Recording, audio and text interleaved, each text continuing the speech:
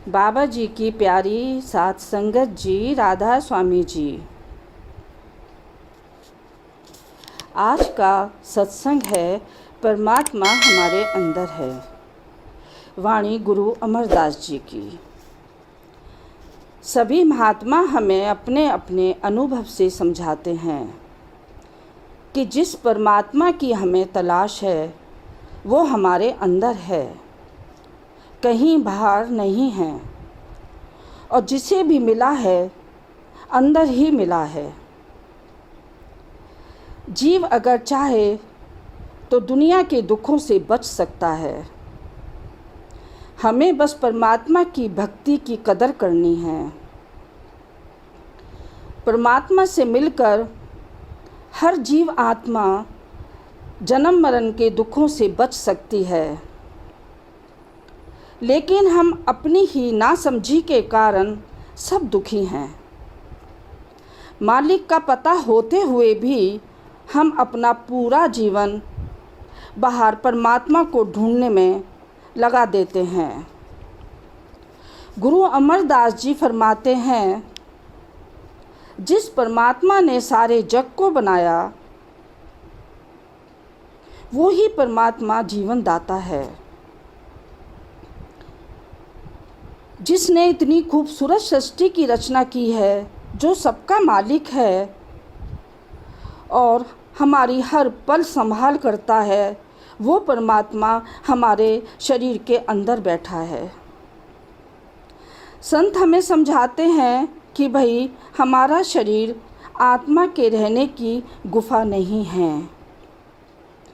वो परमात्मा जो अलग है और अगम है, इस गुफा यानी शरीर के अंदर ही है।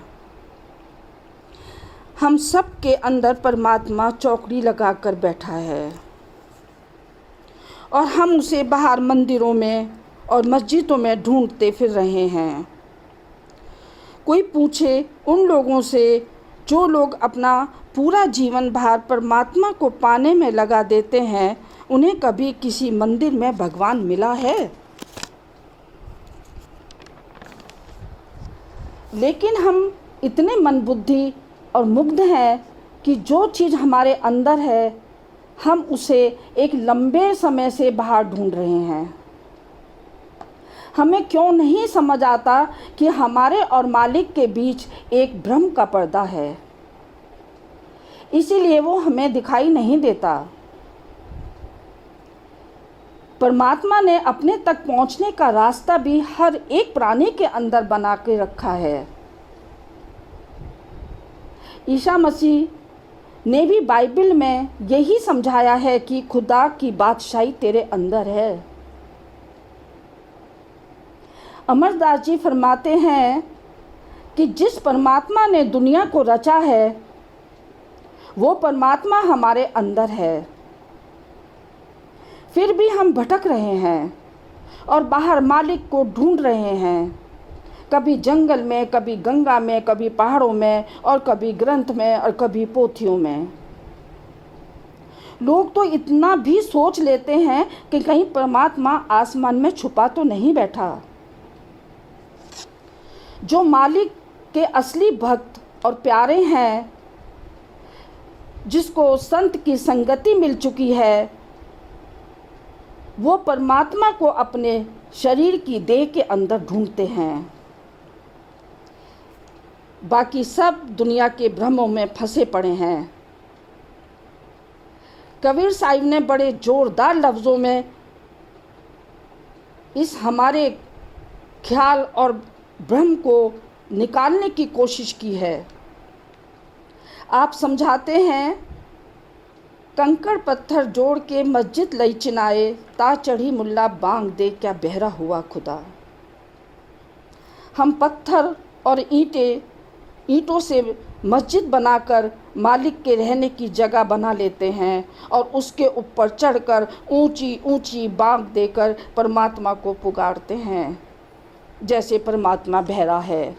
वो बहरा नहीं है। जिस खुदा के लिए तू इतनी जोर जोर से चिल्ला रहा है, वो तो तेरे अंदर ही मौजूद है। मुसलमान उस खुदा को मस्जिद के अंदर ढूंढ रहे हैं, हिंदू मंदिरों में परमात्मा की तलाश कर रहे हैं, सिख और ईसाई गुरुद्वारों में गिरजों में जाकर ढूंढ रहे हैं। हर इंसान भटक रहा है, हर इंसान भटक रहा है, लेकिन वो अलग पुरुष तो हम सबके शरीर के अंदर ही है और अंदर ही मिलेगा।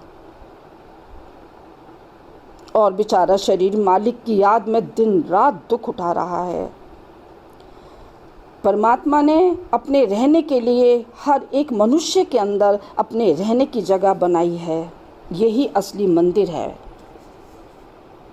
इसी मंदिर में हर वक्त परमात्मा रहता है। इसीलिए ऋषि मुनियों ने परमात्मा को जीता जागता मंदिर कहकर पुकारा है और इसे नर नारायणी देह कहकर समझाया है। इसी देह के अंदर आत्मा और परमात्मा का मिलन होता है। ये हरि मंदिर है और हमें मालिक का पूरा ज्ञान मन के मंदिर से ही मिलेगा। गुरु अमरदास जी हमें समझाते हैं, हर मंदिर एक शरीर है, ज्ञान रतन प्रगट हुए। हमें इस शरीर से ही सब कुछ मिलेगा, लेकिन हमारी अकल पर पर्दा पड़ा है।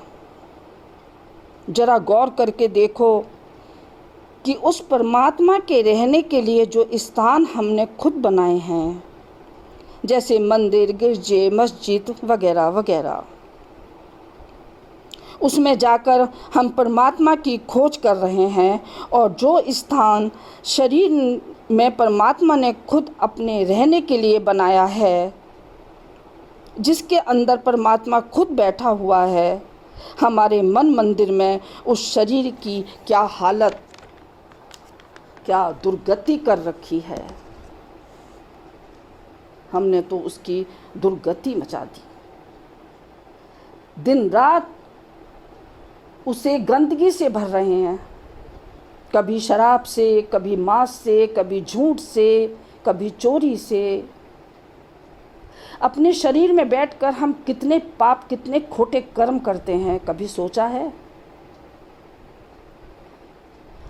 परमात्मा हमें देखकर हंसता होगा कि अपनी क्या हालत बना ली इंसान ने। मालिक की जो जगह है उसकी कदर नहीं करते। महाराज जी कहते हैं, इतिहास पढ़कर शर्म महसूस होती है। वाह रे वाह दुनिया, जो तेरे बनाए हुए स्थान हैं, मंदिर, मस्जिद, गिरजाघर, अगर उन जगह पर गलती से भी किसी दीवार में दरार आ जाती है तो हम उसे तुरंत भरते हैं। और मालिक ने अपने रहने की जो जगह बनाई है उसका जरा भी ध्यान नहीं है। गंदगी का ढेर लगाकर छोड़ दिया बेचारे मन के अंदर। मन की तो बुरी हालत कर डाली, बुरी हालत कर डाली हम सब ने। और अपने बनाए हुए स्थानों पर, मंदिर, चर्च जैसे कि अनेकों पूजा के स्थान पर जाकर जीव बड़ी तल्लीनता के साथ जाकर परमात्मा की खोज में लगा पड़ा है।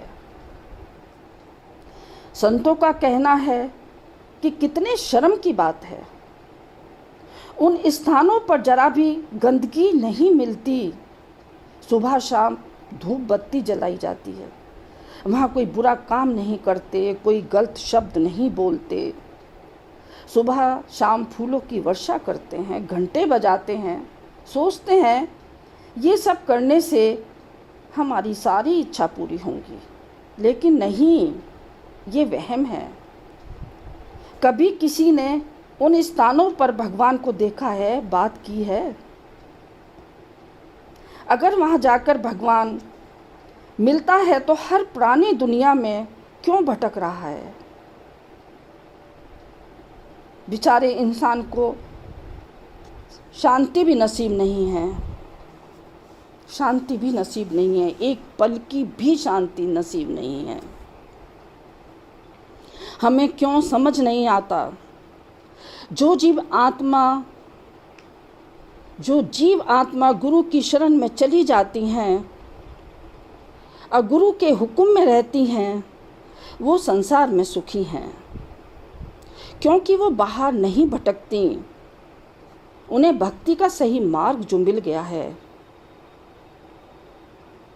मैं उन आत्माओं को धन्य कहूँगी, बहुत भाग्यशाली हैं वो रूहें जो मालिक की सृष्टि की और मालिक की रचना से प्यार करती हैं। जब परमात्मा एक ही है और परमात्मा ने ही सबको पैदा किया है और हर एक के अंदर खुद ही बैठा है, फिर क्यों हम बाहर परमात्मा की खोज कर रहे हैं? अपने अंदर क्यों नहीं खोजते? ईसा मसीह ने बाइबल में समझाया है कि वह सच्ची ज्योति थी जो हर उस मनुष्य को जो इस संसार में आता है प्रकाशवान बनाती है। वह जगत में था, उसी ने जगत को रचा, परंतु जगत ने उसे नहीं जाना। उस परमात्मा का नूर और प्रकाश एक ही है, उस सबके अंदर है। इसीलिए महात्मा समझाते हैं कि परमात्मा की खोज हमें अपने अंदर ही करनी चाहिए। हमें किसी से नफरत नहीं करनी चाहिए। हमें किसी से नफरत नहीं करनी चाहिए। हमें चाहिए कि हम मालिक के हुक्म में रहें और ज़्यादा से ज़्यादा वक्त हम भजन और सिमरन में लगाएं। ज़्यादा से ज़्यादा वक्त हम भजन और सिमरन में लगाएं। मैं आती रहूँगी प्यार भरे शब्दों के साथ। राधा स्वामी जी।